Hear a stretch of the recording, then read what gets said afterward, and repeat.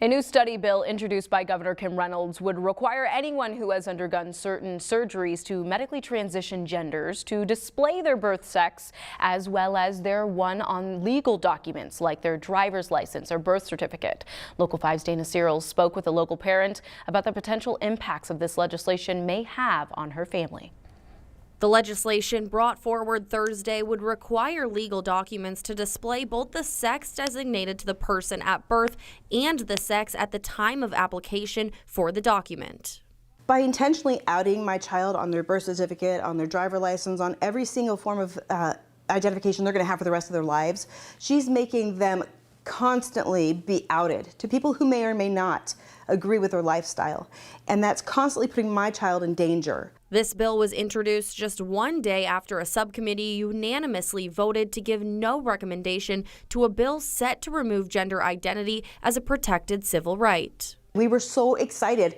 It was like we won the Super Bowl, and I don't care for sports, but it was like nothing else. And then before you can actually even just pour the champagne, it's like they just punch you in the gut again. Ryan's child is transgender and says they face a constant battle every day. How hard it is already to be going through school in this day and age as a different child. It's so hard.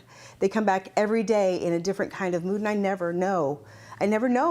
And adds this legislation on top of previous bills is heightening the difficulty of that battle. I don't know how to stay supportive.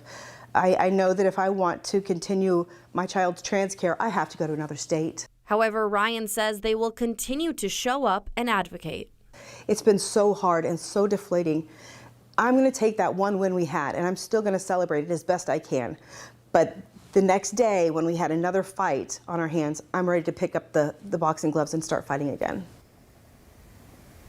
Reynolds said in a statement, in part, quote, "The bill allows the law to recognize biological differences while forbidding unfair discrimination." Now, this legislation has been referred to a subcommittee, but there hasn't been a date or time set for a hearing yet. Larissa?